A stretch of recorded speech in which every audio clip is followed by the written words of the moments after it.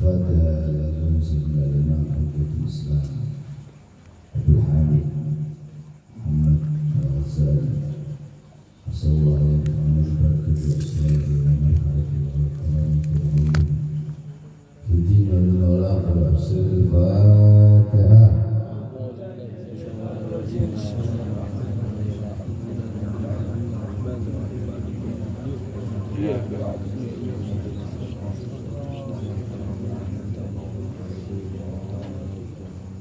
Bismillahirrahmanirrahim. Nawaitu ta'alluma wa ta'alima wa dhikra wa tadhkira wa nafa wa intifa wa rifada wa istifada wa hatha ala tamassuki bi kitabillah wa sunnati rasulillah yukira wa illa bi qurri al-fahri subhanahu wa ta'ala.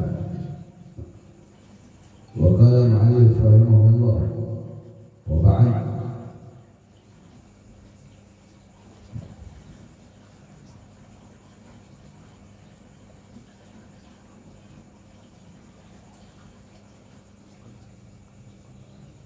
وترمق أفعالهم وتصغر الملائكة في خلتهم وبأجنحتها تنسوهم وكل ركب ويرس لهم يستغفر حيتان البحر وعومه والسبع البر والعام والسماء ونجومها لأن العلم حياة القلوب من العمى ونور الأبصار من الظلم وقوة العبد من الضعف ويبلغ به العبد المنازل الأبرار وكذلك العالم وذلك العمل والتفكير فيه يعد النسيان ودراسة القيامة به يدعو الله عز وجل به لعبده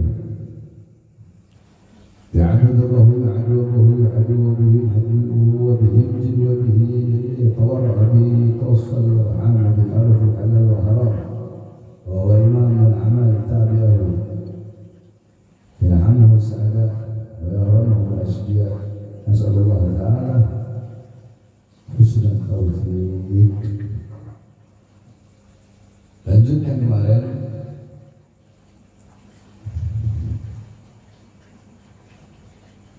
ya, yakni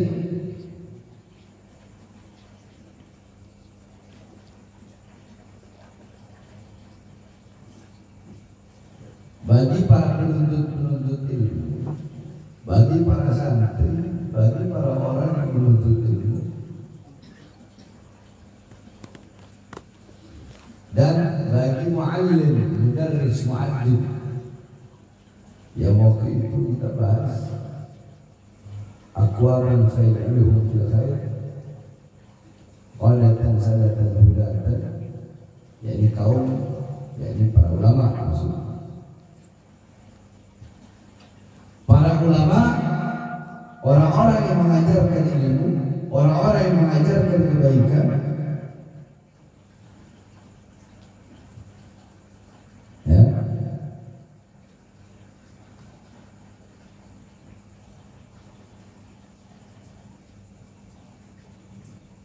yakni para malaikat itu senang. Para malaikat itu senang, gembira, cinta, suka atas perbuatan-perbuatan yang dilakukan oleh orang-orang Adam. Yakni malaikat mencintai ulama, mencintai orang soleh. Yakni para malaikat senang, para malaikat suka melihat apa-apa yang dilakukan oleh para ulama. Malaikat dalam kitab Tasfiyatul Qulub karangan Imam Yahya Al-Yamani dijelaskan bahwasanya para malaikat itu adalah makhluk Allah Subhanahu wa ta'ala yang suci, makhluk Allah yang tidak ada dosa, makhluk ciptaan Allah yang selalu taat kepada Allah, taat kepada perintah Allah, tidak pernah bermaksiat dan berbuat dosa serta melanggar perintah Allah Subhanahu. Itu para malaikat.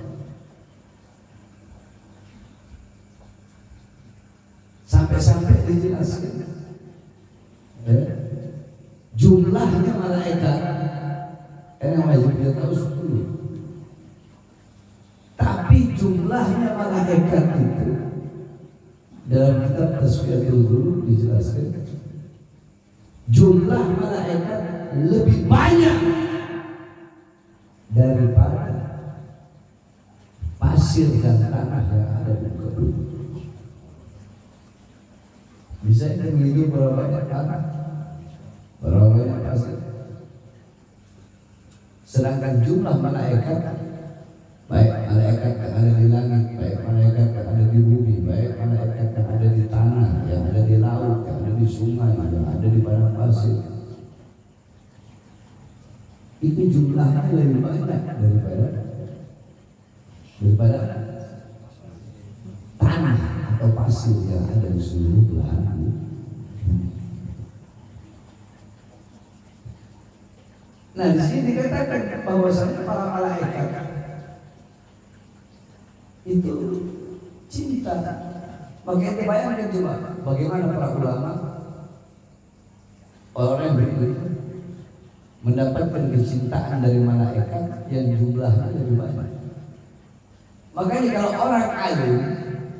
orang alim yang mengajarkan ilmunya, yakni muallimin nasil khair, yakni seorang yang mengajarkan manusia kepada kebaikan,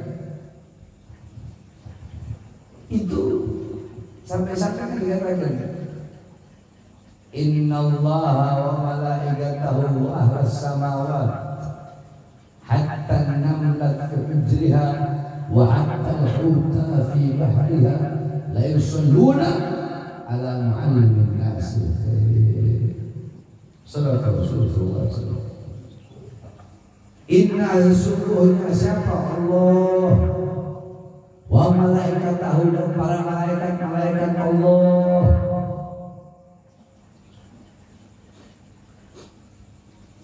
wa ahlas samawat dan seluruh penduduk langit.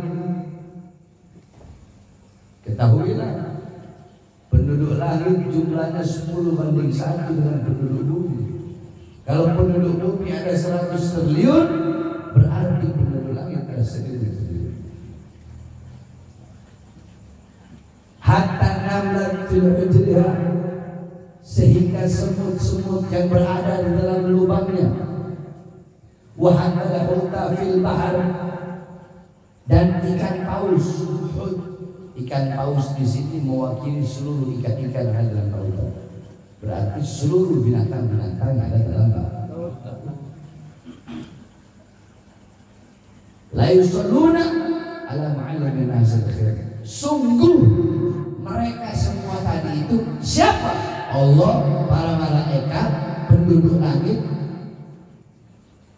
semut-semut yang berada dalam lubang, ikan-ikan, binatang-binatang, makhluk-makhluk yang berada dalam laut, mereka semua mendoakan sungguh, la yusalluna, sungguh-sungguh mereka itu mendoakan orang-orang yang mengajarkan kebaikan. Siapa? Para ulama.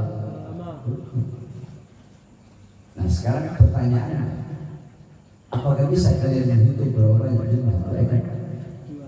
Apakah bisa kalian menghitung berapa banyak jumlah penduduk langit?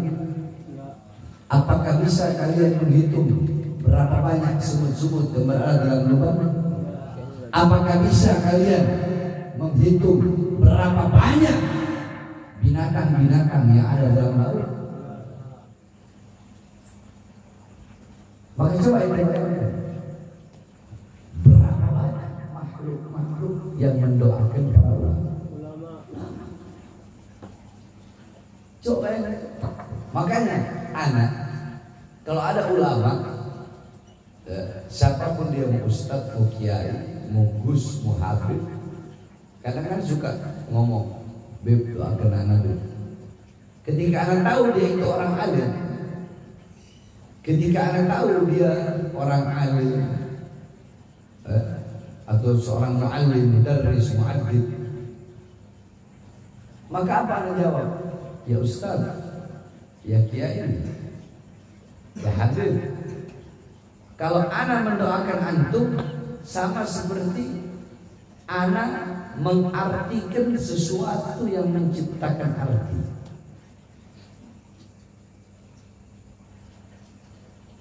Sama seperti sesuatu yang menciptakan arti. Apa maksudnya?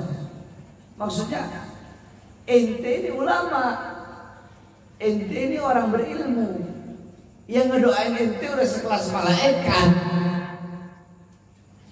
yang jumlah malaikat nggak bisa dihitung, walaupun kita nggak bisa melihat. Makanya kebanyakan sering ada bilang, kalau hadir di majelis ini, ketahuilah bahwasanya hamba-hamba yang tidak tampak jumlahnya jauh lebih banyak daripada hamba-hamba yang tampak. Hamba-hamba yang tidak terlihat jumlahnya lebih banyak daripada hamba-hamba yang tidak terlihat oleh mata. Siapa itu? Hamba yang tidak terlihat, hamba yang tidak tampak, yaitu para malaikat yang pada saat ini sedang duduk bersama-sama dengan kalian di majelis ilmu Allah Subhanahu wa Ta'ala. Bagaimana anak mendoakan antum, sedangkan antum yang mendoakan malaikat, sumut-sumut, ikan. Ya ini ibarat kata kalau anak mau doain antum sama seperti arti anak mengartikan sesuatu yang menciptakan arti. Ya kalau bahasa kasarnya ya sama kayak kalau anak doain antum sama kayak kotoran ayam ngajarin ayam, kotoran ayam ngedoain ayam, atau enggak musola ngajarin masjid. Antum udah antum ulama, antum orang soleh, udah didoakan oleh banyak makhluk-makhluk yang mulia. Siapa bahan muslim antum minta doa sama? Kadang-kadang begitu ada yang minta doa. Para ulama-ulama, para ustaz, para kiai, para habaib, yang alim, yang berilmu, yang mengamalkan ilmunya. Kalau minta doa ke anak, jawabannya begitu. Mana mungkin anak bisa mengartikan sesuatu yang menciptakan arti. Antum udah didoakan sama makhluk-makhluk mulia dan enggak, kalau satu malaikat satu doa enggak bisa bukan hanya mendoakan, bukan hanya senang, bukan hanya cinta saja itu malaikat. Wa bi ajnihatiha tamsawur, dan dengan sayap-sayap malaikat, dengan sayap-sayap malaikat tadi itu menaungi orang-orang yang berilmu, menaungi para ulama, menaungi para santri, yakni orang yang menuntut ilmu dan orang yang mengajarkan ilmu. Itu malaikat melebarkan sayapnya, memanjangkan sayapnya untuk menaungi siapa? Menaungi orang-orang yang menuntut ilmu, mencari ilmu, atau yang mengajarkan ilmu. Nah, para ulama mengatakan maksudnya menaungi di situ apa? Satu, maknanya adalah malaikat tawadhu, merendahkan hati di hadapan orang-orang berilmu. Kedua, malaikat akan menjaganya dari segala macam keburukan dan kejahatan. Yang ketiga, bahwasanya kalau dua tadi kan kias, ya, kias. Yang ketiga, malaikat benar-benar melebarkan sayapnya, menaungi sayapnya. Cuma kita aja nggak bisa melihat, paham? Kita aja nggak bisa melihat. Loh, kenapa kok kita nggak bisa melihat hadirnya malaikat di majelis ini? Karena terlalu banyak perbuatan dosa dan maksiat yang kita lakukan, sehingga perkara itulah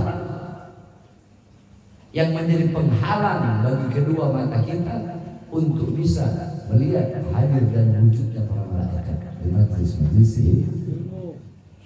Kalau orang yang ainul basirah, yang mata hatinya itu udah kebuka, mereka bisa lihat hadirnya malaikat.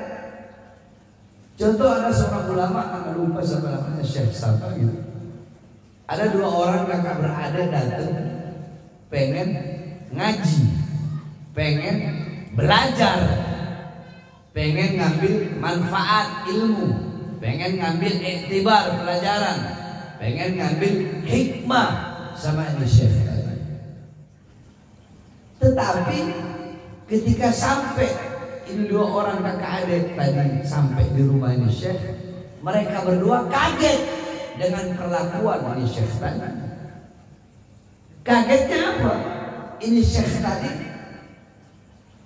Syekh tadi tangannya dia ngusap, dipegang kakinya ini dua orang tadi, kakak beradik yang menuntut ilmu tadi, dipegang kakinya sama ini Syekh, terus ditaruh di atas kepala. Kan bingung. Akhirnya mereka berdua ngomong, yakni jina ilaikum banastafid bi'ulumikum, ya, bana'khud intifa' minkum minal hikmah wal ma'ilatil hasanah wa kaifa taf'al dhalik. Kata dua orang tadi kakak adik yang mau ngaji, ya Syekh, kami datang kemari pengen ngaji, pengen nuntut ilmu, pengen jadi santrimu, pengen mengambil manfaat-manfaat darimu, pelajaran-pelajaran darimu, pengen mengambil berkah darimu. Tapi mengapa engkau melakukan hal ini? Kenapa engkau letakkan tanganmu dan mengusap-usap kaki kami?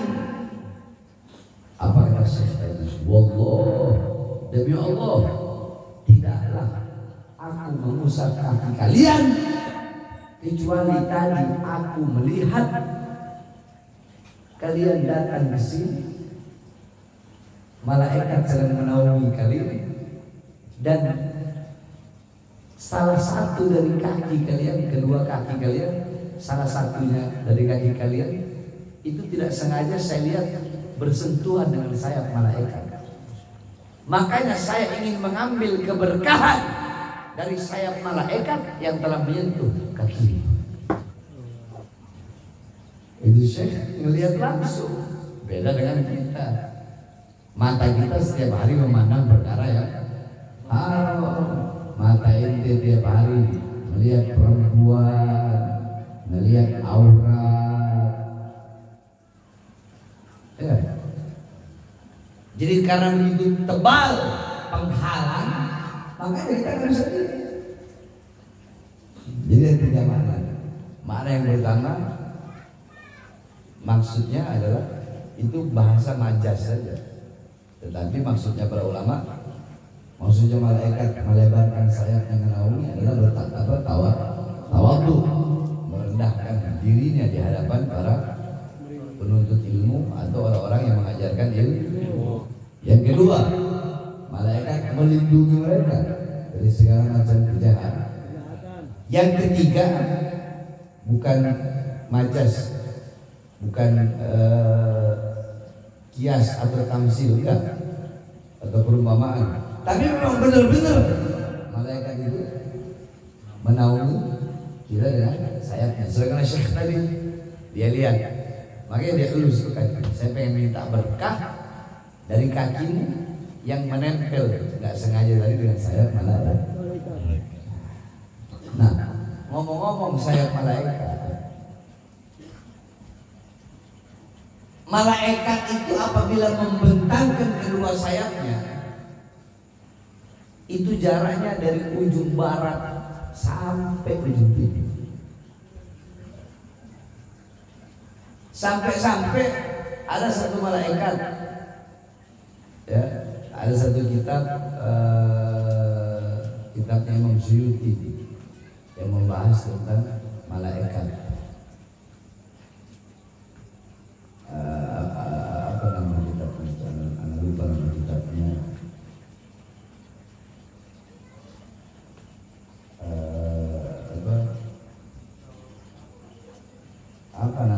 lupa namanya. Bahaik, Al-Bahaik kalau bisa. Nama kitab beliau itu membahas tentang malaikat. Ya, Al-Bahaik fi ta'rifil malaik. Kalau nggak salah ya, itu kalau nggak salah. Al-Bahaik yakni fi ta'rifil malaik. Itu ada satu malaikat namanya Ar-Ruh. Siapa namanya? Ar-Ruh. Itu malaikat lebih besar daripada Jibril.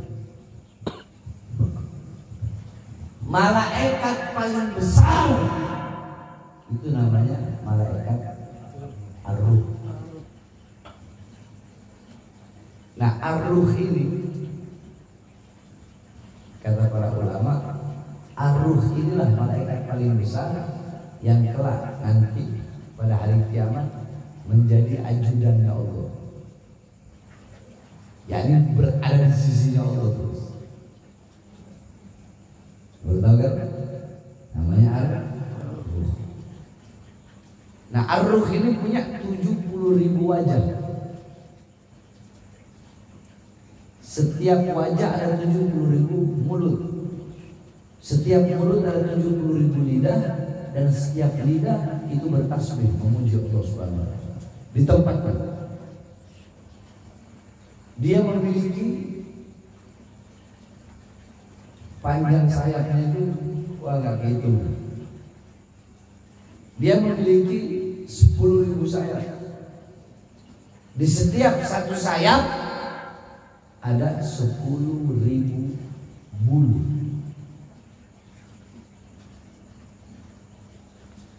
Itu tahu di langitnya Allah Subhanahu wa taala itu tidak ada sejengkal pun atau setitik pun ruangan di langit kecuali semua ada malaikat yang sedang memuji Allah Subhanahu wa taala.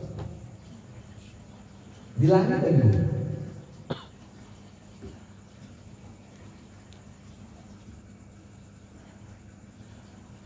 Nah, coba ente bayangkan saja seperti apa kemuliaan orang beriman sampai segitunya bayangkan.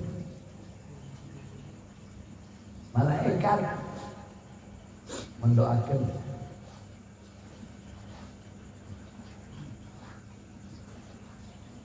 malaikat melebarkan sayap, menaungi, tawadhu, merendahkan hati, melindungi dari kejahatan, mendoakan, memberikan rahmat, kasih sayang kepada orang-orang yang berilmu atau orang-orang yang menuntut ilmu. Bukan hanya itu, wa kullu ratbin wa yabisin lahum yastaghfir. Segala sesuatu apapun ratbin yang basah dan yang kering, yastaghfir lahum, memohonkan ampun bagi orang alim tadi. Mau benda basah, mau benda kering. Contoh benda basah, air, terus apa lagi? Getah, terus pepohonan, buah-buahan, tumbuh-tumbuhan, dan basah semua. Benda-benda kering seperti batu, pasir, apapun, benda kering, benda basah. Jadi ini udah maksudnya di sini nggak kehitung itu makhluk-makhluk yang mendoakan orang. Udah ente nggak bisa pakai akal, nggak bisa dihitung. Dari malaikat aja nggak bisa dihitung. Jangan malaikat, dari semut aja udah nggak bisa dihitung.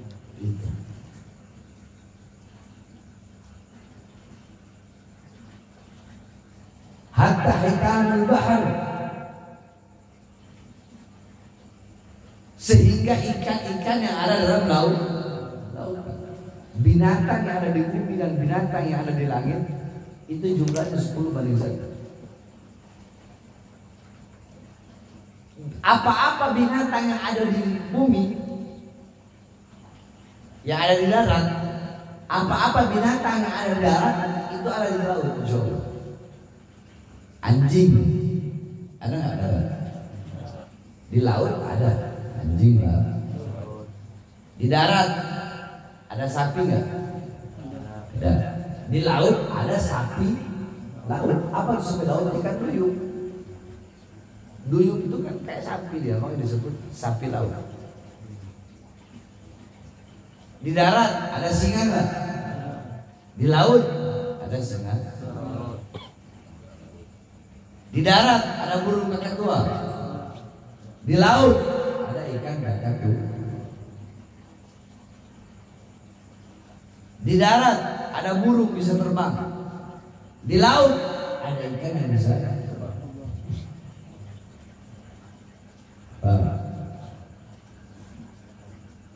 Apa ubur-ubur ada nggak di darat? Nggak ada, adanya di laut. Binatang di laut itu jumlahnya lebih banyak. Semua mau ikan mau apa yang laut itu memohon ampun bagi dosa-dosa orang yang berilmu, bagi dosa-dosa orang yang menuntut ilmu. Makanya kenapa kok Allah gampangkan? Tadi kan anak punya murid udah jelaskan. Si Said. Itu tadi yang baca kitab pertama Abu Bakar Al-Qudrus, kedua Said. Abu Bakar anak Pontianak, Said anak Depok. Mondok di sini 5 tahun, udah bisa ngajar, udah bisa ngajarin orang. Bagus, enak ada di penjelasannya benar. Hah? Bagus nggak? Andaikan anda lepas mereka keluar, kira-kira jadi nggak mereka? Jadi nggak? Jadi bedanya sekali lagi, bedanya khutbah dengan muallim, mudarris, bedanya kalau cuma ceramah doang, khutbah orang yang khotib ceramah. Anak ke depan nih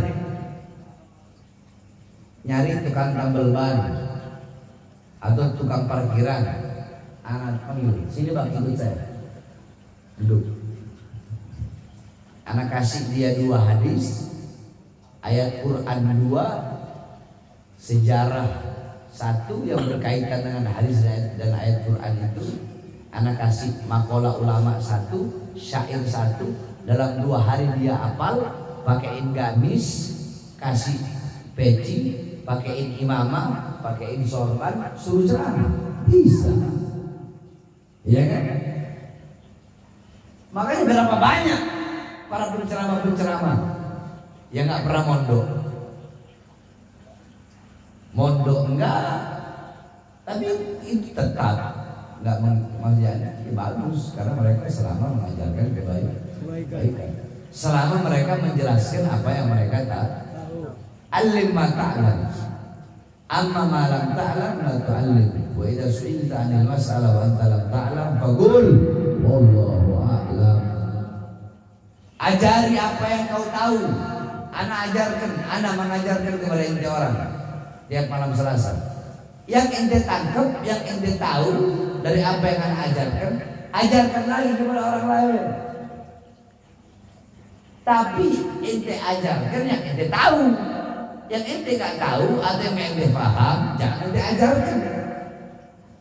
Dan ketika ente ditanya suatu masalah, ente tidak tahu jawabannya, jangan sok tahu. Paham? Jangan ditanya suatu masalah terus nggak tahu jawabannya, jawabnya asal-asalan, nggak boleh. Makanya salah satu adabul alim, akhlaknya orang alim, yaitu gaulun la adri au wallahu a'lam, yaitu berkata aku tidak tahu atau wallahu a'lam, Allah yang maha tahu. Imam Malik pernah diberikan 98 pertanyaan, hanya 3 atau 4 yang beliau jawab, sisanya beliau jawab la adri, aku tidak tahu. Padahal beliau tahu, bukan enggak.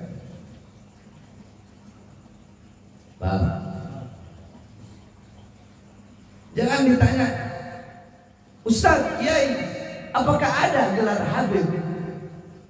Tidak ada gelar Habib. Habib itu adalah gelar orang-orang Yahudi dan orang-orang Nasrani, sebagaimana dalam ayat Al-Quran. Kalau nggak tahu, jangan gengsi. Jawaban tidak tahu atau oh maaf, anak nggak tahu, nggak paham masalah itu.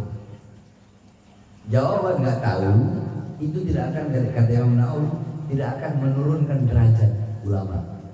Justru kalau dia jawab ketika ditanya suatu masalah dia nggak tahu, terus dia jawab saya nggak tahu, atau Allah yang maha tahu, justru itu menunjukkan kadar keilmuannya, ketinggian ketakwaannya, dan ketinggian rasa takutnya kepada Allah.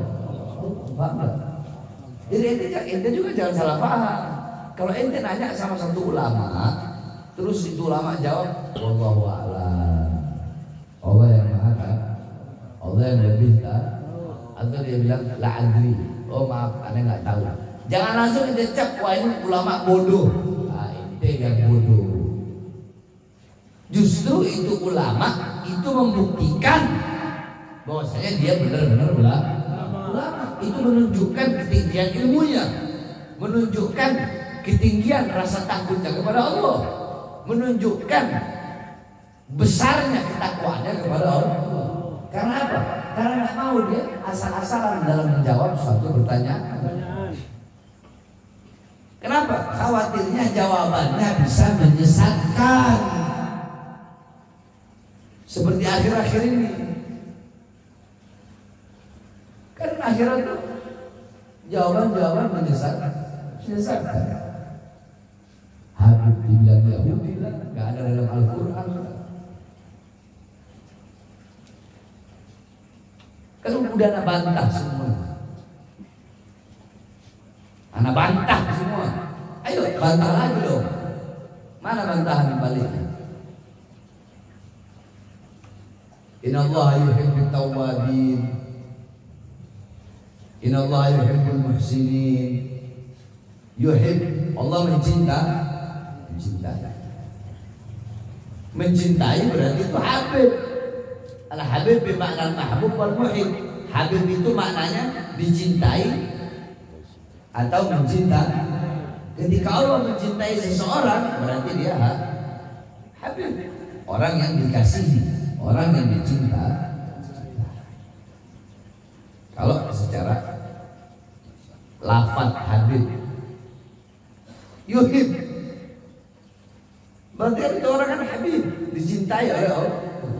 Yani mahbub indallah, yani innallaha yuhibbul muhsinin. Allah bersuka, Allah cinta kepada orang-orang yang baik. Berarti orang yang dicintai itu apa? Mahbub, dia kan dicintai, bermakna Habib. Gak mungkin dia dicintai oleh Allah kalau dia tidak mencintai Allah. Di hadis kok dibilang enggak, ajaran Habib tidak ada dalam ajaran Islam? Enggak ada, bagaimana? Terus itu hadis Qala Rasul, yakni qala Rasul sallallahu alaihi wasallam, yakni ja'a ilayya Jibril faqala Jibril ya Muhammad inna Allah ubri'uka salam faqala ya habibi. Jibril datang kepada aku dan berkata, wahai Muhammad, Allah Subhanahu wa taala memberikan salam kepadamu, mengucapkan salam kepadamu. Allah Subhanahu wa taala ngasih salam, memberi salam. Jadi kalau kata Allah, inna yani kasautu Yusuf bin nuril kursi. Aku memakaikan keindahan wajah Yusuf itu dengan cahaya kursi. Dan aku memakaikan keindahan wajahmu wahai Muhammad itu dengan cahaya arsy. Itu salah Allah. Dalam hadis yang lain, Ja'a Arbaul Malaik, datang 4 malaikat, Jibril, Mikail, Israfil, Israil kepada Rasulullah. Faqala Jibril, ya Habibi. Jibril berkata, wahai Habib, wahai Habibi kekasih. Kok bisa berani-beraninya dibilang gak ada dalam ajaran Islam? Udah begitu nelan ludah sendiri. Nelan ludah sendirinya apa? Mahlul qiyam. Ya Nabi salam alaika, ya Rasul salam alaika, ya Habib. Kalau nggak dalam ajaran Islam jangan pakai ya Habib, ya Habib atau ya apa. Makanya jangan sampai kedengkian, kebencian kepada satu orang. Kalau mau benci sama anak, benci sama anak. Jangan bawa-bawa yang lain. Itu nggak jadi teman-teman. Ayo bantah. Bagaimana hukum memanggil seseorang dengan gelar Habib? Apabila memanggil orang dengan gelar Habib bisa membuat dirinya sombong, maka hukumnya haram. Harusnya insaf dong. Jangan cuma Habib doang. Sekarang tanya balik, bagaimana menyebut nama Ustadz, Kiai, Syekh, Gus, Ajengan, Abuya? Bagaimana kalau dengan memanggil nama itu, si Ustadz itu, si Kiai itu, si Ajengan itu, si Abuya itu, si Syekh itu, si Gus itu bisa sombong? Apa hukumnya? Harus begitu. Jangan Habib terus itu serang. Nanti giliran habaibnya bela diri, dibilang tes DNA. Ada balik lagi ke situ.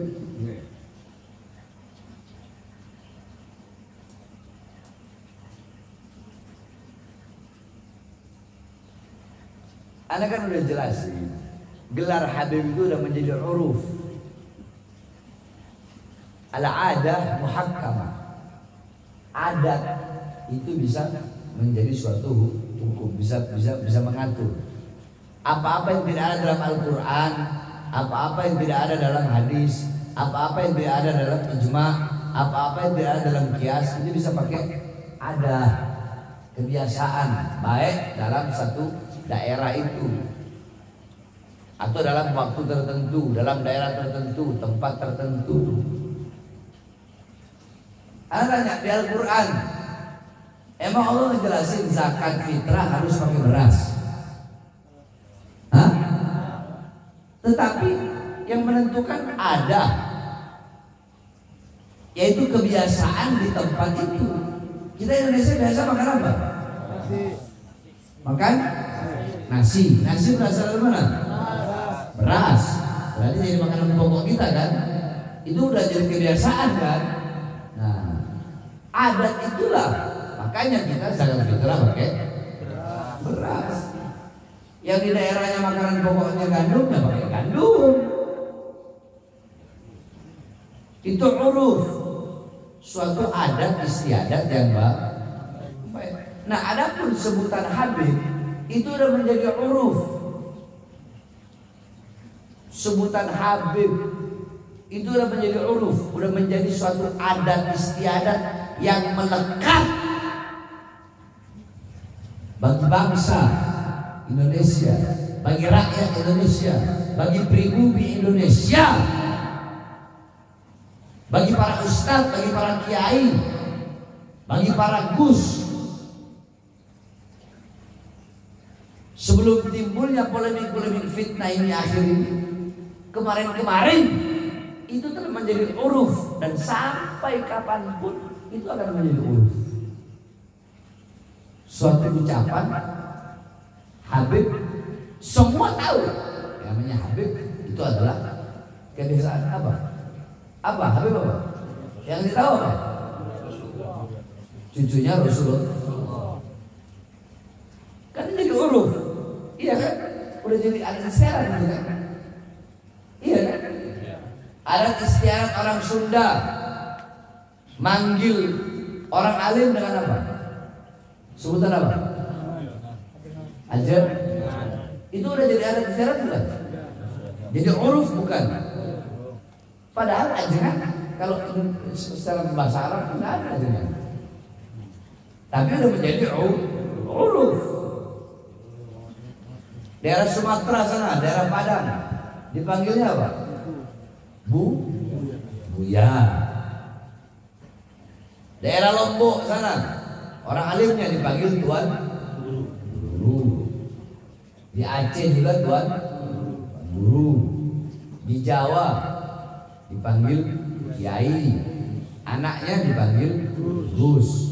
Daerah Madura bahkan ada panggilannya Ra ini, Ra itu, rasa apa? Ada Rakholil yang di situ Bondo itu anaknya beliau anaknya almarhum Kiai As'ad. Kiai As'ad anaknya almarhum Kiai Samsul Arifin. Orang masya Allah cinta luar biasa sama habaib. Iya kan? Ini udah menjadi uruf. Nah begitu pun istilah Habib itu udah menjadi kok dibilang enggak ada, nggak bisa, bagaimana? Makanya idza su'ilta 'anil masalah, kalau ditanya masalah kamu nggak tahu, jawab wallahu a'lam. Atau jangan bikin jawaban yang hanya untuk membenci suatu golongan. Kayak anak dong, tawassut di tengah. Anak kalau bantai, anak bantai semua. Ustadz sesatnya anak bantai, kiai sesatnya anak bantai, habib sesatnya anak bantai. Ustadz amplop, kiai amplop, habib amplop. Anak kalau lagi ceramah, ayo. Kalau anak bahas pejabat, sebelum pejabat anak bahas apa dulu? Ulama dulu kan? Emang anak cuma bahas pejabat doang? Enggak. Bukan hanya pejabat yang khianat, ulama yang mengkhianati Rasul lebih dulu anak bahas. Itu namanya tawassul.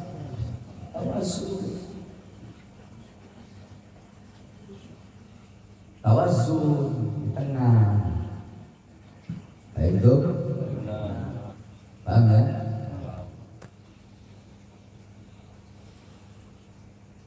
Semua yang bahasa dan yang seluruh hewan, mau hewan buas ataupun hewan jinak,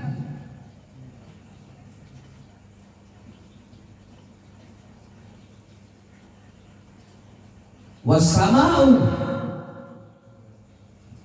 dan apa-apa yang ada di langit, wa nujumuha, dan sampai sehingga bintang-bintang yang ada di langit.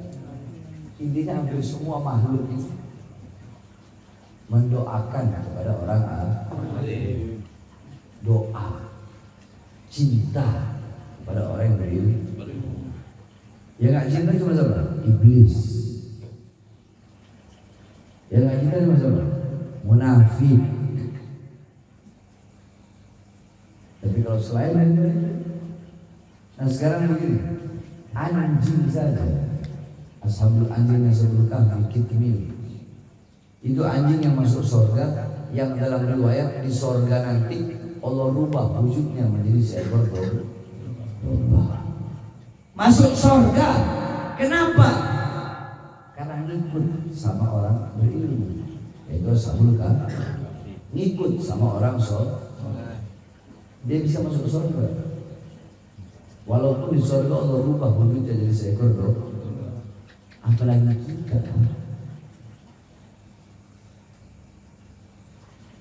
Paham? Makanya cintai para ulama, para ustaz, para kiai, para masyayikh, tuan-tuan guru,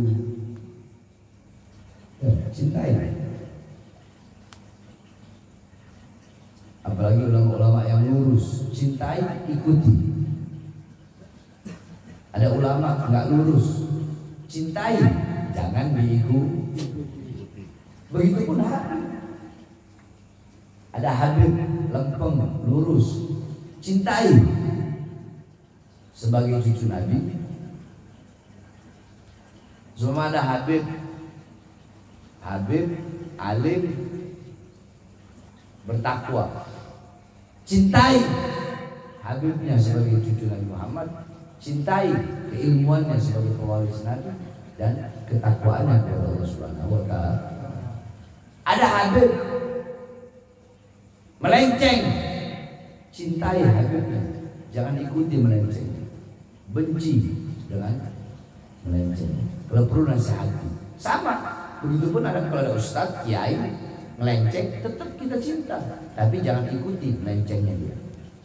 Begitupun Habib, ustadz kayak mau Habib kayak, nah ini yang sering bilang tawazun itu begitu. Pak Mada, jangan hanya bahas tangan kanan aja, yang tangan kiri nggak dibahas. Tangan kanan koreng, tangan kanan koreng nih, tangan kanan sakit, tangan kiri juga sakit, tapi dia nggak ngomong. Adil nggak itu? Adil nggak? Kalau yang adil gimana? Tangan kanan anak sakit, tangan kiri anak sakit, itu adil. Paham? Itulah salah satu setitik dari seluruh lautan diambil setetes. Apa yang dia sampaikan itu cuma satu tetes daripada kemuliaan dan keutamaan orang-orang yang menuntut ilmu